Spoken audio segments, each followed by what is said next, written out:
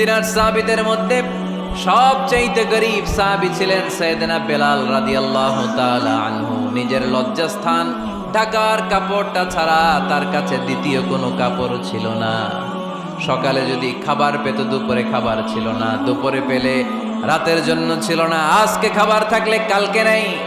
মদিনার সবচেয়ে গরীব সাহাবী বেলাল রাদিয়াল্লাহু তাআলা আনহু, লজ্জাস্থান ঢাকার জন্য শুধু একটা জামা ছিল, গায়ে দেওয়ার মতো কোনো জামা নাই। এই সাহাবীর মতো গরীব কোনো সাহাবী মদিনার জমিনে নাই। এই বেলাল রাদিয়াল্লাহু তাআলা আনহুকে বিশ্বনবী ডেকে বললেন, ইয়া বেলাল আনফিক ইয়া বেলাল লা তাখশা মিন যিল আরশি ইকলালা। ও বেলাল, আল্লাহর রাস্তায় দান করো, কারণ আমার আল্লাহর ধনভাণ্ডারের কমতি নাই। সাইয়েদনা বেলাল রাদিয়াল্লাহু তাআলা আনহু সবচেয়ে গরীব। শুনতেছেন, বুঝতেছেন? সবচেয়ে গরীব। ডাউন পার্টটা ঢাকার মতো একটা গার্মেন্ট ছিল, একটা কাপড়, এটা পেঁচায় আসতো, নামাজ পড়তো। গায়ে রাখার মতো কোনো জামা নাই, আর খাবার দাবার টাকা পয়সা বলতে নাই। ওই সাহাবীরে বিষ্ণু ইসলাম বললেন, আনফিক বেলাল, বেলাল তুমিও দান করো, তুমিও দাও, দানের হাতকে প্রশস্ত করে দাও। আনফিক ইয়া ইবনা আদম উনফিক আলাইক, হে বনি আদম দাও, দিলে আমি তোমারে দেব।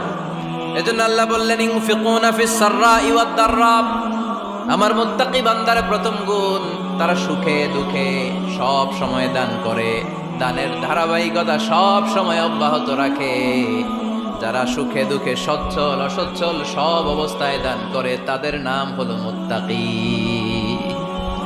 মুত্তাকিদের প্রথম বৈশিষ্ট্য দান করে। আপনারা দান করেন তো?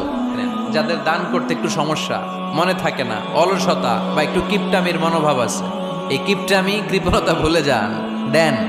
দেন না একটু, আপনারা দিবে কে? বিশ্বাস হয়? দিলে বাড়ে, দিলে না দিলে কমে, কারণ আপনি দিলে আপনারে দিবে কে? তবে গোপন অবস্থায় দেওয়াটা উত্তম। প্রকাশ্য দান করলে আল্লাহ কবুল করেন, ওইটাতেও সওয়াব আছে, কিন্তু গোপনে দান করলে বেশি খুশি হয় কে? গোপনে দান করলে আল্লাহর রাগ ক্রোধ কমে যায়। আপনার কোনো পাপের কারণে আল্লাহ যদি আপনার উপর রেগে থাকে, আপনি গোপনে কিছু দান করে দেন, ওই রাগটা মুহূর্তেই ঠান্ডা হয়ে যাবে। 7 শ্রেণীর ব্যক্তিকে আল্লাহ তাআলা আরশের নিচে ছায়া দিবে কিয়ামতের দিন, যেদিন আকাশের সূর্যটা মাথার কাছে চলে আসবে, জমিনটা তামার জমিন হয়ে যাবে, তৃষ্ণায় মানুষের জিহ্বা বের হয়ে কুকুরের মতো নাভির সামনে ঝুলতে থাকবে। সূর্যের প্রচন্ড কিরণ আর তাপে মাথার মগজগুলো গলে গলে নাকের ছিদ্র আর কানের ছিদ্র দিয়ে ভাতের মাড়ের মতো টপ টপ করে বেয়ে বেয়ে পড়বে।